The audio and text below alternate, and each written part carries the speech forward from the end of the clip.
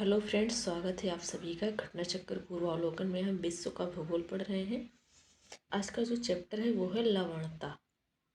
इससे रिलेटेड सारे फैक्ट को पढ़ेंगे, उसके बाद क्वेश्चन को सॉल्व करेंगे।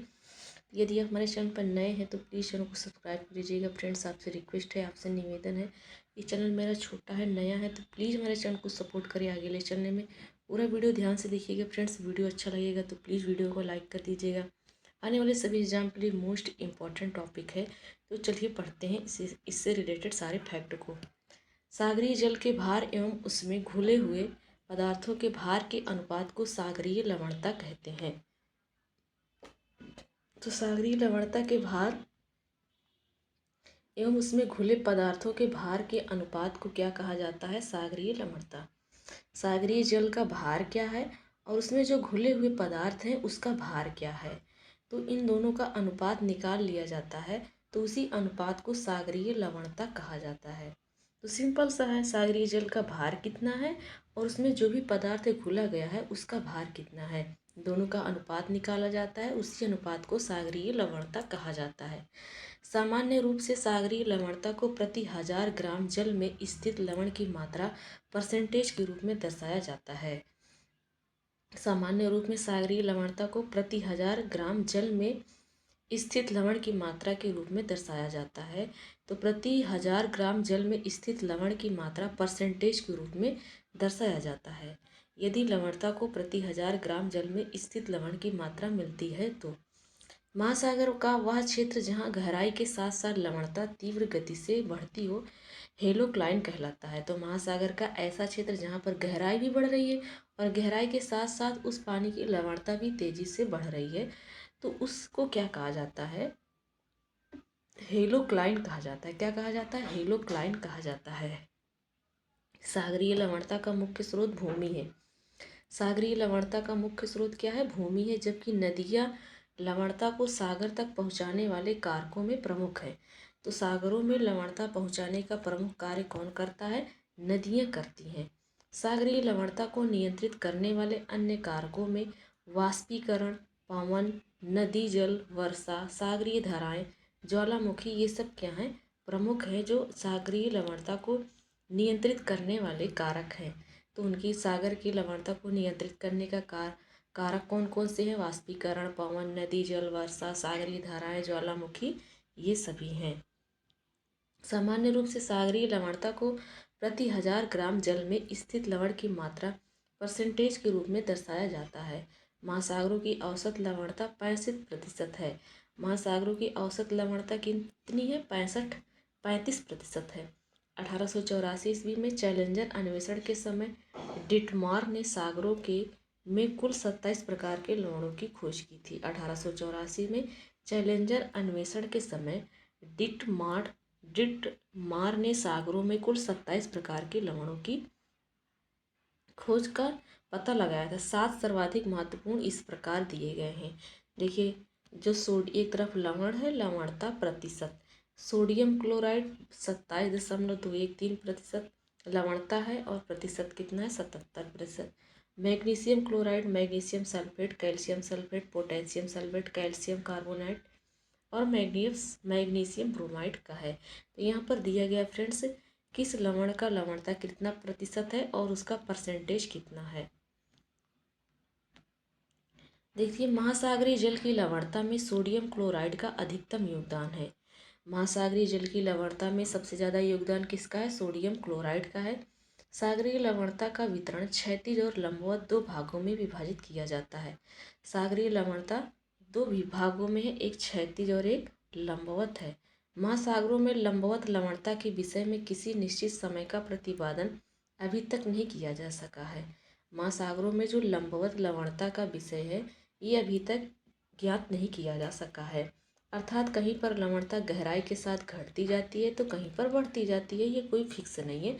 गहराई के साथ बढ़ती भी है और घटती भी है।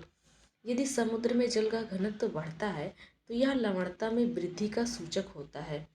यदि समुद्र में जल का घनत्व बढ़ रहा है, जल का घनत्व क्या हो रहा है? बढ़ रहा है, तो लवणता में वृद्धि का सूचक होता है। अर्थात सागरीय लवणता में वृद्धि के कारण जल का घनत्व भी बढ़ता है। अगर लवणता बढ़ रही है तो जल का घनत्व भी बढ़ेगा। जल का घनत्व बढ़ रहा है तो लवणता भी बढ़ेगी। तो दोनों एक दूसरे के पूरक हैं। सागरों में लवणता के क्षैतिज वितरण को सम समलवण रेखा के माध्यम से दर्शाया जाता है। जो सागरों में क्षैतिज वितरण है इसको समलवण रेखा के माध्यम से दर्शाया जाता है। सागरीय लवण की मात्रा तथा वितरण पर अक्षांशों का अधिक नियंत्रण होता है। तो सागरीय लवण की मात्रा तथा वितरण पर अक्षांशों का अधिक नियंत्रण होता है। भूमध्य रेखा से ध्रुवों की ओर जाने पर सामान्य रूप से लवणता में कमी आ जाती है। जब तक भूमध्य रेखा पर रहेंगे लवणता में वृद्धि होगी, ध्रुव क्षेत्र में जाने लगेंगे तो कमी आएगी। स्मरणीय है कि भूमध्य रेखा पर उच्चतम लवणता नहीं पाई जाती है। भूमध्य रेखा पर उच्चतम लवणता नहीं पाई जाती है, ये स्मरणीय तथ्य है। यद्यपि यहाँ पर उच्च तापक्रम तथा उच्च वाष्पीकरण होता है, क्योंकि यहाँ पर वर्षा का जल लवणता को कम कर देता है। देखो यहाँ पर ज़्यादा ताप रहता है, ज़्यादा वाष्पीकरण भी होता है, तो ज़्यादा बारिश भी तो होता है, इसलिए ये क्या करता है, भूमध्य रेखा पर लवणता की कमी आ जाती है। भूमध्य रेखा पर लवणता की मात्रा 34% रहती है। कितना? 34%। यदि तापमान और वाष्पीकरण होने के बावजूद वर्षा ना होती तब तो लवणता ज़्यादा रहती, लेकिन विषुवत रेखा या भूमध्य रेखा पर डेली बारिश हो जाती है, इसके लिए यहाँ लवणता की कमी है, 34% रहता है। उच्चतम लवणता 20 डिग्री से 40 डिग्री उत्तरी अक्षांश में पाई जाती है। कहाँ पाई जाती है सबसे ज़्यादा लवणता?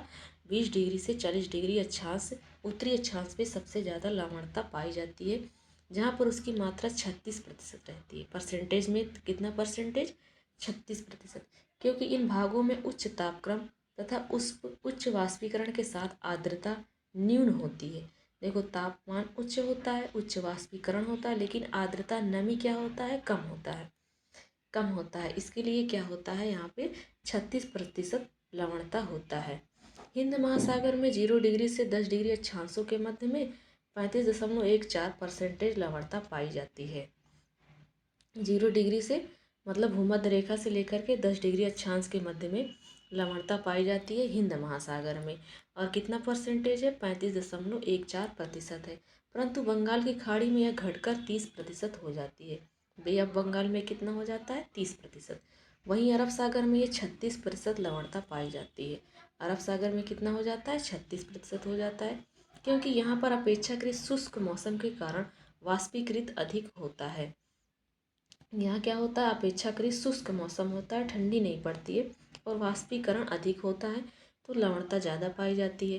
तथा नदियों द्वारा लाए गए जल की मात्रा भी कम होती है। तथा नदियों द्वारा जो जल लाया जाता है वो नदियों द्वारा जल की मात्रा भी कम जाती है अरब सागर में। अगला पॉइंट है, विश्व के सागरों एवं झीलों में उच्चतम लवणता टर्की की वान झील में 330% पाई जाती है। तो पूरे विश्व में कोई सागर हो या कोई झील हो, सबसे ज़्यादा उच्च या सबसे ज़्यादा लवणता कहाँ पाई जाती है? तो वान झील में पाई जाती। वान जैसे WON, वान मैंने क्या होता है? जीतना। तो ऐसे याद कर लेंगे कि ये झील क्या है? जीत गई, लवणता के मामले में झील जीत गई। ये कहाँ पर है? ये टर्की में है। उसके बाद मृत सागर में 238% है, सबसे ज़्यादा वान झील, उसके बाद मृत सागर। उसके बाद ग्रेट सॉल्ट लेक है जो कि अमेरिका में है, अमेरिका के उटाह राज्य में है।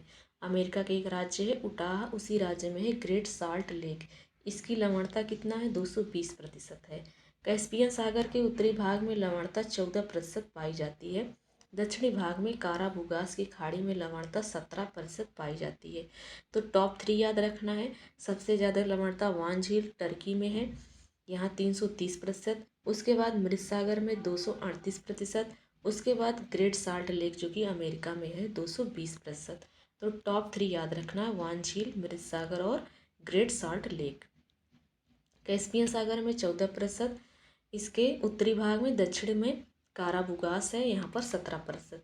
सर्वाधिक लवणीय सागर लाल सागर है। अगर सागर की बात किया जाए सबसे ज़्यादा सागर में कौन सा सागर सबसे लवणीय है, तो वो लाल सागर है, लाल सागर है। ओवरऑल देखा जाए किसी भी सागर या झील की बात कर देगा तो वान झील है। क्या है? वान झील है। तो लाल सागर में लवणता कितनी पाई जाती है? 36 से 40% तक पाई जाती है।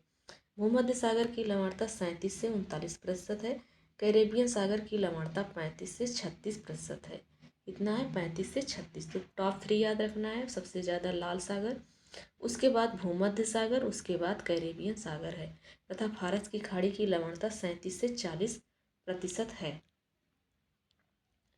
अगला पॉइंट है कि नोट करके दिया गया है कि विश्व की सर्वाधिक लवणता वाली झीलें की बात करा जाए तो असल में है 348%, मृत सागर है 238%, ग्रेट साल्ट लेक 220%। विश्व का सर्वाधिक लवणीय जलीय निकाय डॉन जुआन पॉन्ड जो कि अंटार्कटिका में है, जो एक तालाब है। जबकि दूसरा सर्वाधिक लवणीय निकाय है ग्रेबो गैजकोल जो कि तुर्कमेनिस्तान में है, जो कि एक क्या है? लैगून है। उल्लेखनीय है कि तुर्की की वान झील की लवणता स्तर अपेक्षाकृत कम है। ये सभी क्या है? जो तुर्की की वान झील की लवणता है इसकी अपेक्षाकृत कम है, परंतु इसका जल उच्च पीएच मान 9.7 से 9.8 के कारण अत्यधिक क्षारीय है। इसी कारण प्रायः कई पुस्तकों में इसे विश्व की सर्वाधिक खारी झील बताया गया है, वान झील को। तो फ्रेंड्स, हमारा यहाँ पर थ्योरी सेशन कंप्लीट होता है। अब चलिए क्वेश्चन को सॉल्व करते हैं जो क्वेश्चन पूछा गया है। पहला क्वेश्चन है, कौन जल लवणता प्रवणता को दर्शाता है? तो हेलोक्लाइन कहा जाता है ना, जहाँ महासागर कवा क्षेत्र, जहाँ गहराई के साथ साथ गहराई भी बढ़ती है, गहराई के साथ साथ लवणता भी तीव्र गति से बढ़ता है, तो उस क्षेत्र को हेलोक्लाइन कहा जाता है। अगला क्वेश्चन है, सागरीय लवणता का मुख्य स्रोत क्या है?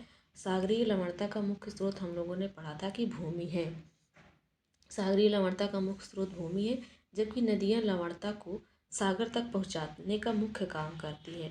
तो सागर तक लवणता पहुँचाने का मुख्य कार्य कौन करता है? नदी करता है। और सागरीय लवणता का मुख्य स्रोत क्या है? भूमि है। सागरीय जल की लवणता में किसका अधिकतम योगदान रहता है? तो हम लोगों ने पढ़ा था कि सोडियम क्लोराइड सबसे ज़्यादा लवणता में पाया जाता है, 35%। तो इसका आंसर हो जाएगा डी ऑप्शन। इसका एवरेज कितना है? 35%। उच्चतम लवणता पाई जाती है तो सबसे ज़्यादा वान झील जो कि तुर्की में है वहाँ पाई जाती है, हम लोगों ने पढ़ा था। अगला क्वेश्चन है, वान झील के बाद कहाँ पाई जाती है? वान झील में 330%, फिर उसके बाद मृत सागर में 238, लाल सागर में 36 से 41, ग्रेट सॉल्ट लेक में 220%। तो देखो ये लेक है, लेक बोले तो झील, और ये क्या है? सागर है। तो सागर में कौन सा सागर? लाल सागर। झील में कौन सी झील? वान झील। अगला है, लवणता की सर्वाधिक मात्रा किसमें पाई जाती है? वह है, तो देखो यहाँ पर सागर और महासागर दिया है, तो हम लोगों ने पढ़ा था कि सागर में मृत सागर है और झील में वान झील है। अगला क्वेश्चन है, किस सागर में लवणता सबसे अधिक है? तो देखो मृत सागर में सबसे ज़्यादा है। मृत सागर में सबसे ज़्यादा है। हम लोगों ने पढ़ा था कि सर्वाधिक लवणीय सागर लाल सागर है, जिसकी लवणता 36 से 41 सागर, हाँ लाल सागर है। उपरोक्त विकल्पों में भूमध्य सागर भी एक सागर है जिसकी लवणता 37 से 39% है। मृत सागर की लवणता लाल सागर एवं भूमध्य सागर से अधिक है, परंतु इसे झील की श्रेणी में रखा जाता है।